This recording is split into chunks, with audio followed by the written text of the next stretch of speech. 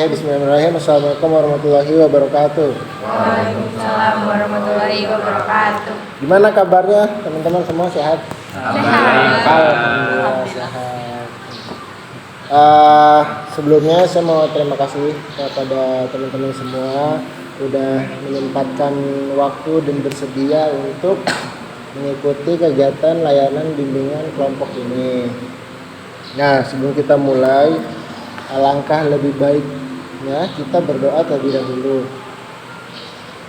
Menurut agama dan kepercayaan masing-masing, berdoa dimulai.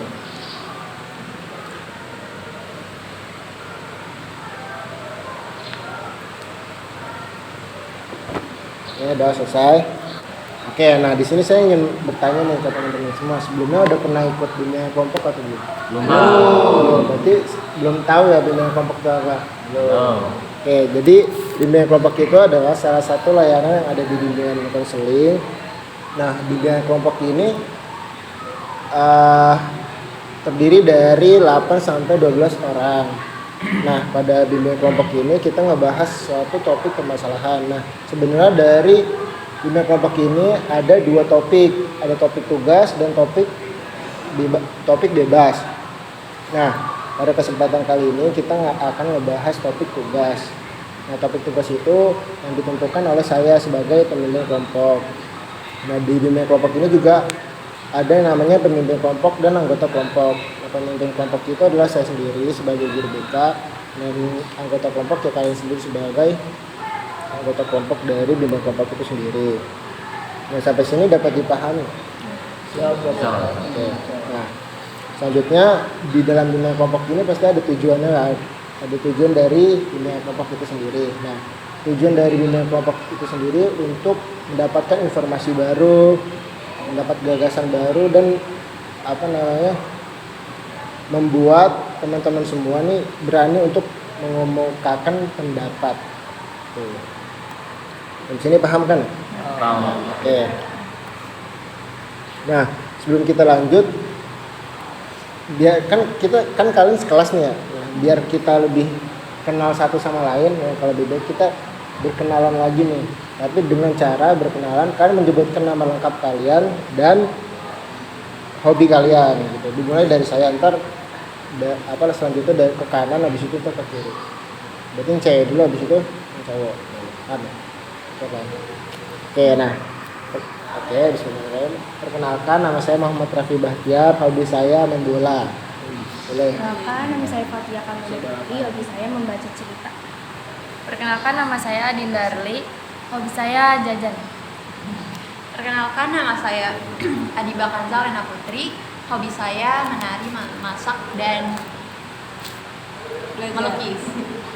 Perkenalkan, nama saya Kesha Putra Ahmanto, hobi saya masak. Boleh dulu.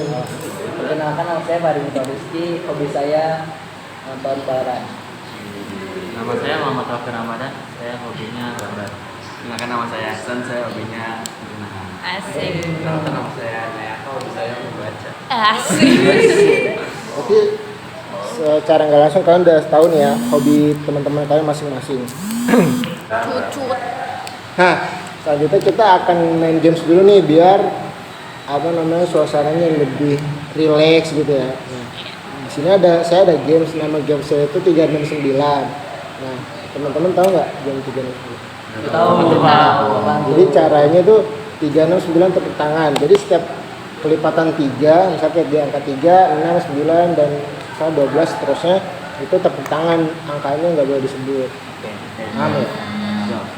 Kita muter aja dari Keisha. Saya satu. Ya, 1, 2, 3 gitu. Oke, mulai ya. Ya. Ntar kalian ngomong kayak 3, 6, 9 tepuk tangan gitu. Kita ngomong kayak gitu rame-rame. Awalnya gitu. Nyoba dulu Pak. Nah, kita coba 1, 2, 3. 3. 3, 6, 9 tepuk tangan. Iya, ya. Gitu. Ya. Ulang. Ya. 1, 2, 3. 3, 6, 9 tepuk tangan. 1, 2, 5. 7, 8, 9. Salah. 9. Jangan disebut. Jangan sebut tapi ditepuk tangan. 9. Tapi nggak disebut. Boleh. Nah, kita paham ya? Paham ya? Nah, kita ulang ya. Kita ulang. Dari Ya. dia berarti kan Ya boleh dari sini. Kita ulang ya. Satu ke Dari sini. ya, Tiga. dari awal. aku sini. Iya ke sini. 1 2 3. Sini aja. Kita ulang ya. Mulai naik. Kalau 3 6 9 9 tepuk tangan. 1 2 4. 5. Ah, Ih, dari sana. Dari sana. tidak memperhatikan. Nah, berarti kalah. kalah. Berarti udah nggak ngitung. Oh, dilewatin berarti. Lewatin. Aduh, susah nih. Susah.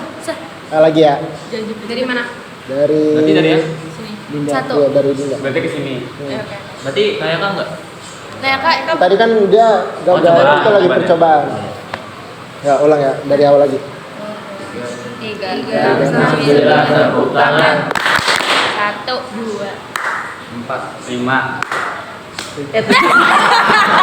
Tujuh Ulang, berarti keluar deh. Ya, Sampai baik. 3 yang kalah, baru ntar kita lanjut ya. Ya. Jangan lagi. Nah, lagi ulang. 1 2 3. 9 tepuk tangan. Ya, 1 2 4, 5 7 8. 10, 11. 12. Ah,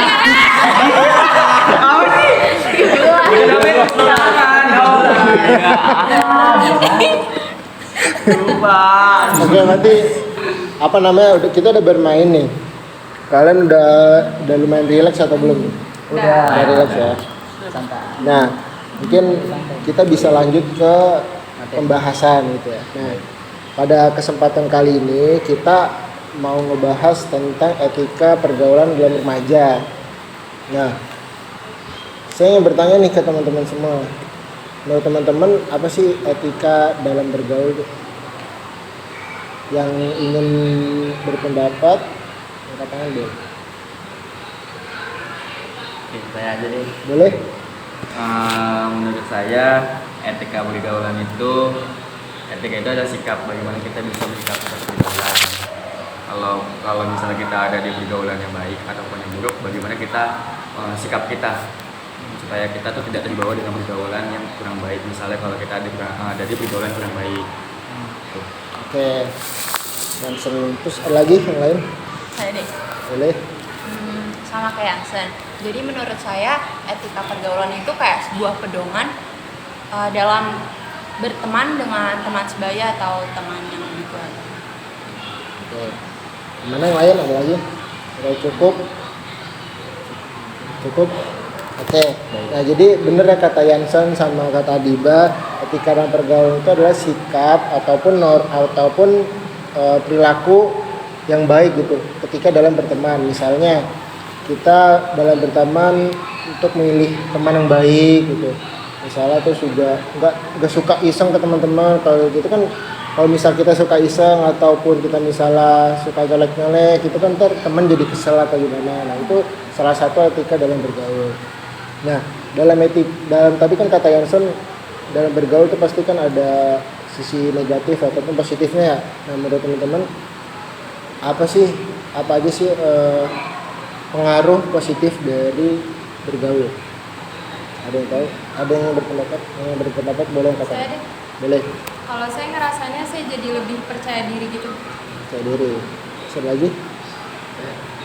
Kalau menurut saya sih kayak lebih dewasa aja di dalam hidup kan. Kalau nongkrong gak cuma main game, pasti sharing cerita-cerita tentang kehidupan atau hal-hal lain tentang apa. Oke, ada lagi yang ingin berpendapat? Saya deh Pak, Boleh? bisa menambah relasi juga. Relasi. Jadi nggak diam-diam aja di kelas. Oke. Tapi bener ya tadi kata Ikeisha, kata Nayaka, kata Rafli. Memang kalau misalnya pengaruh positif dari pergaulan itu banyak ya. Dari kata Nayaka bisa sharing-sharing, bisa ada relasi gitu kan. Bener juga kan, karena pengaruh positif itu kalau misalnya saya izin menambahkan, pengaruh positif itu misalnya kita bisa jadi lebih semangat dalam belajar, atau enggak kita jadi punya support dalam belajar. Misalnya kalau kita mulai malas nih, kita kan pasti ada aja kan rasa malas pas sekolah, misalnya kita punya teman yang baik, punya teman yang support, lingkungan juga yang positif, pasti kan ntar kita ketika belajar tuh jadi lebih semangat juga kan ikut ke teman-teman yang lain gitu. Nah, jadi kan ada pengaruh positif. Nah, menurut teman-teman pengaruh negatif dari bergaul itu apa aja sih? Saya Rifa dulu. Apa tuh?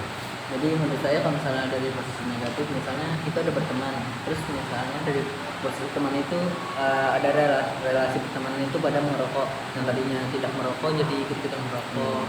Terus kayak sama misalnya di sekolah yang tadinya tidak pernah ikut kayak cabut-cabut dari sekolah, masih belajar, jadi karena dia salah pergaulan jadi ikut-ikutan cabut dari sekolah. Benar. Ada lagi ya? Saya Boleh. jadi kayak sama gitu apa kayak dia, jadi kayak yang tadinya kita nggak ngelakuin kayak gitu gara-gara teman kayak gitu, jadi kayak kita ikutan juga gitu. Lagi? Boleh. Jadi lupa waktu kan kadang mainnya harus tuh sebelum jam 12 atau jam 10 itu udah pulang, jadi kayak malam kadang lupa waktu karena kasihkan malam. Nah, bener ya kata Kak Hari, kata Dinda, kata Gila. Memang pengaruh, tadi kan saya udah bilang tuh, pengaruh positif ada, pengaruh negatif ada. Contohnya tadi kita misalnya awalnya kita nggak pernah ngerokok, cuma kita sering nongkrong, terus hidup di lingkungan yang memang kurang baik ataupun negatif bisa kita bilang gitu kan. Yang tadinya kita nggak merokok bisa ikutan merokok, yang tadinya kita nggak pernah cabut sekolah bisa ikutan cabut, itu kayak kurang lebih kayak gitu.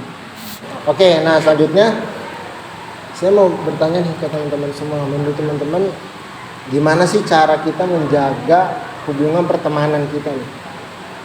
Kan kadang boleh Bangun komunikasi yang baik. komunikasi yang baik. Satu lagi ya? Ya. Boleh. Saling menghargai. Saling menghargai. Kan pasti ada perbedaan di antara teman-teman. Saya betul apa yang dibilang oleh Kesha sama Diba, membangun komunikasi, menjaga hubungan, terus juga saling support juga, tidak menjadi batu sandungan. Gimana cara kita supaya menjaga hubungan itu? Mungkin komunikasinya harus tingkatkan lagi. Dengan komunikasinya itu membangun komunikasi yang positif, tidak ngomongin orang dan lain-lain gitu. Oke, bener ya kata Kesha, Diba sama Yansen.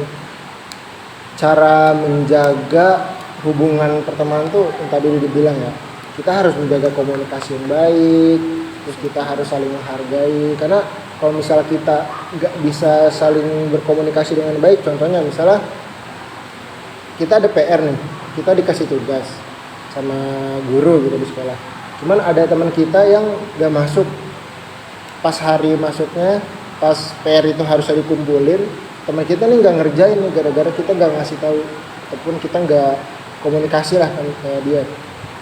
Akhirnya dia marah sama kita gara-gara kita nggak ngasih tahu mereka gitu. Itu kan jadinya akhirnya nggak terbangun komunikasi yang baik kan, akhirnya jadi berantem atau gimana. Terus juga kita harus saling menghargai itu misalnya ada teman kita yang sakit, kita harus prihatin atau enggak perhatian juga kan ke mereka gitu. Itu salah satunya gitu. Nah, lupa lagi saya. Gini nih kalau divideoin jadi panik. Kalau yang videoin pasti apa? Iya.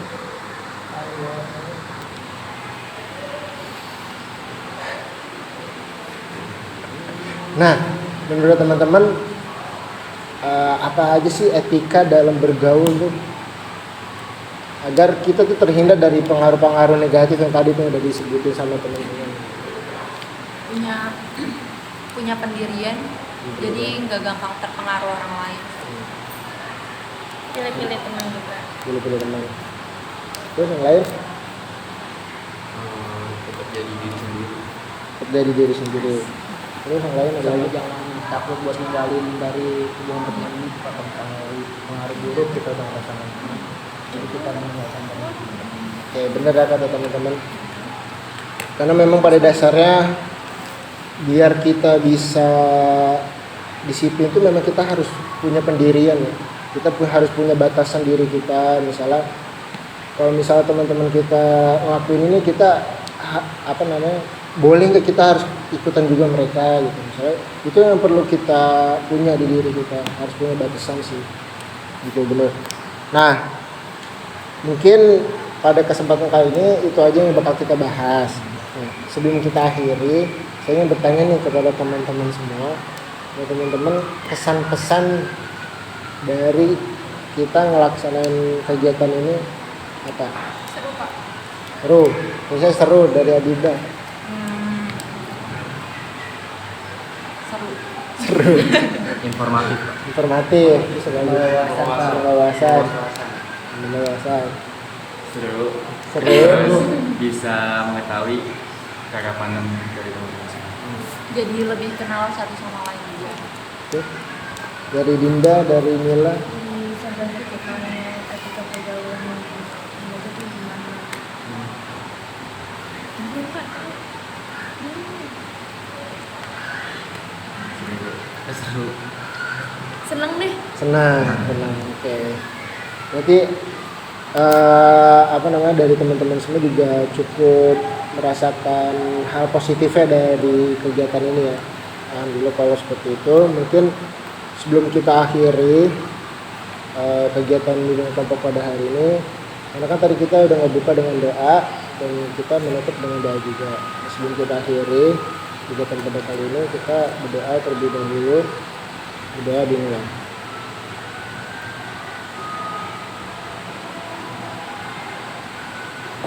Berdoa selesai. Terima kasih banyak kepada teman-teman yang sudah menyempatkan waktu dan bersedia. Kurang dan lebihnya mohon maaf. Wassalamualaikum warahmatullahi wabarakatuh. Waalaikumsalam warahmatullahi wabarakatuh.